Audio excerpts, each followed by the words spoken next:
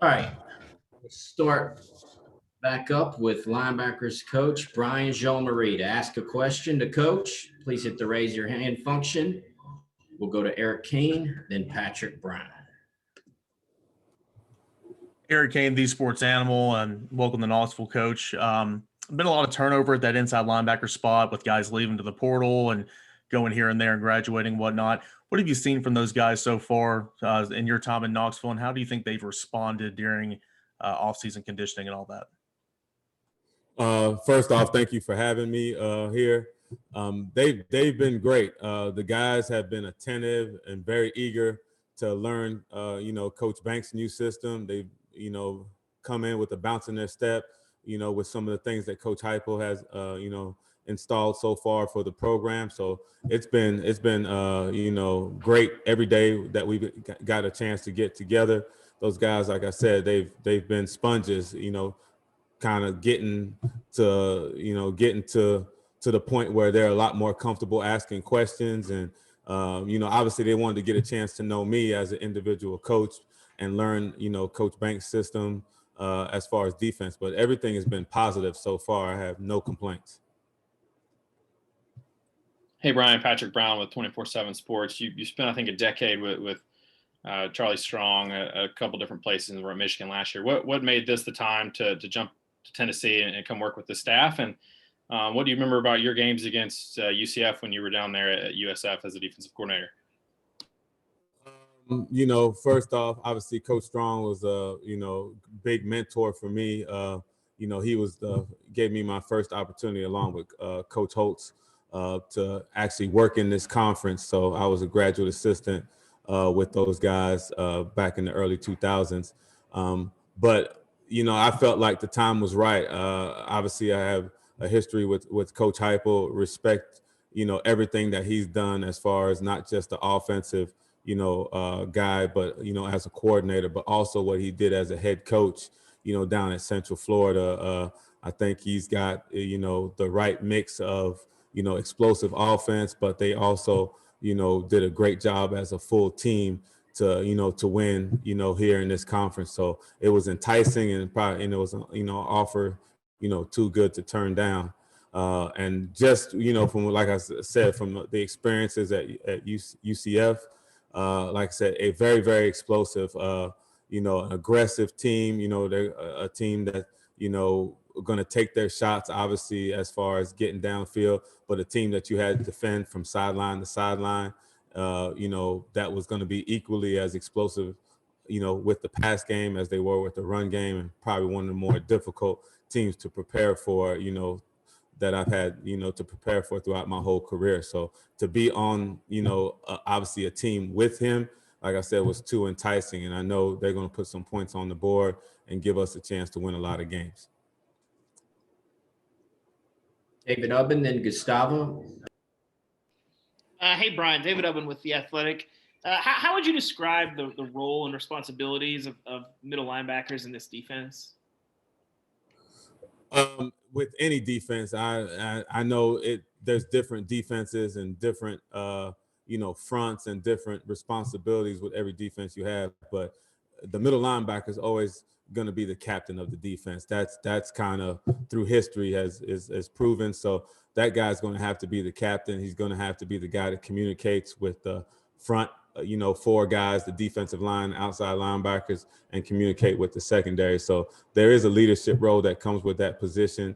And, he's going to be, the captain of the defense, whether it's obviously not necessarily the captain of the team, but he's got to take the leadership role and be one of the guys that, obviously the rest of the guys on defense look to kind of right the ship, on the field without the coaches being there with him. Coach Gustavo Tomazelli, WHK 90.3 The Rock.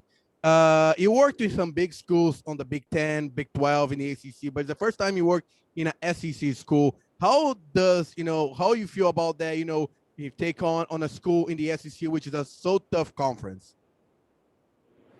It's a great challenge. Obviously the SEC is regarded as the best football conference in college football. So, you have an opportunity to come here, especially at a program, like the University of Tennessee. It's a great challenge and one that, you're always looking forward to, see, how you would do as a coach in this conference, and you're playing against playing and coaching against the best players and the best coaches in college football. So it's exciting. It's exciting. You get a chance to, obviously match wits, but obviously, go against some of the, better programs in the country. So, if you feel like you're, a good coach and you're tied to obviously a good program, it's something that, like I said, it's opportunity, once in a lifetime opportunity, I would say, that, you wouldn't turn down and you're excited to be a part of.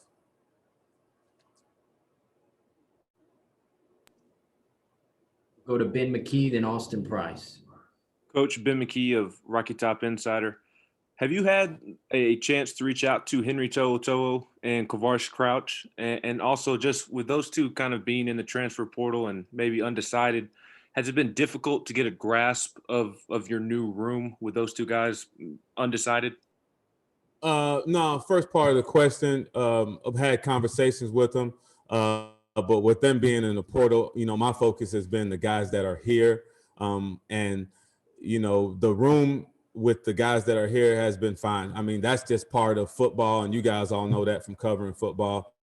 No matter how well or, how thoughtfully planned out something is, between injuries and other circumstances, you have to go with the guys that are available. And that's kind of how we're looking at it.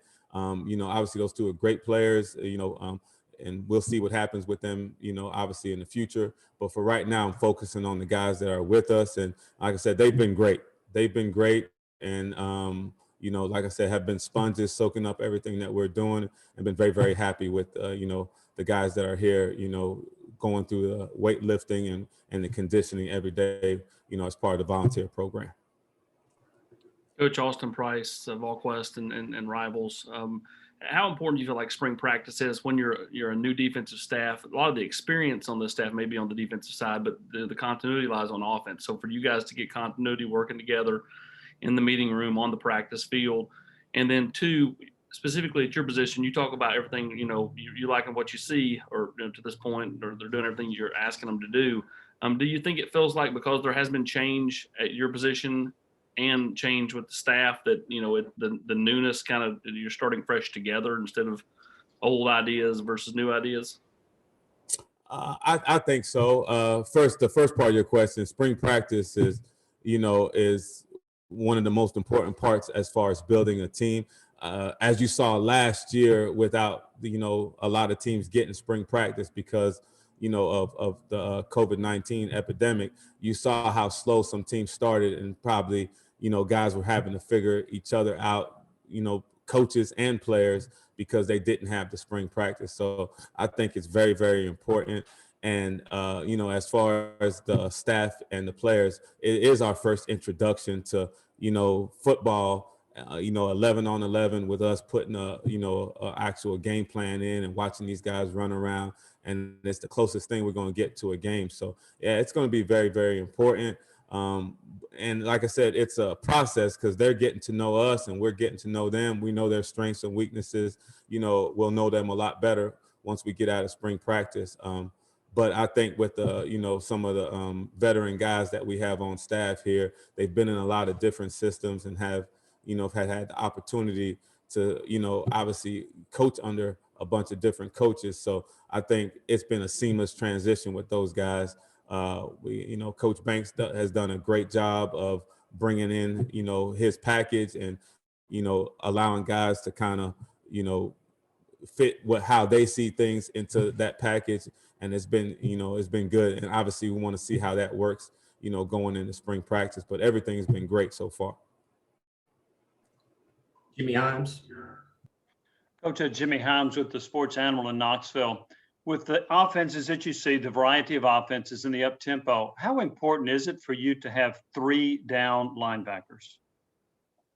Obviously, it's going to be important because, with the up-tempo offenses, they keep the guys that are on the field, during the first and second down. They keep them on the field on third down if they're going at a certain tempo where you can't sub to get your different packages in. So we have to have guys that are versatile enough, obviously, to be good enough to stop the run, and are going to be obviously adequate enough to defend the pass. That's kind of the problems with going against up-tempo offenses, because they can get you in a certain package and keep you in it, if you're not able to stop them, on third down. So that's going to be, one of our main goals coming out of spring, is to see which linebackers we have that can stay on the field, no matter the situation.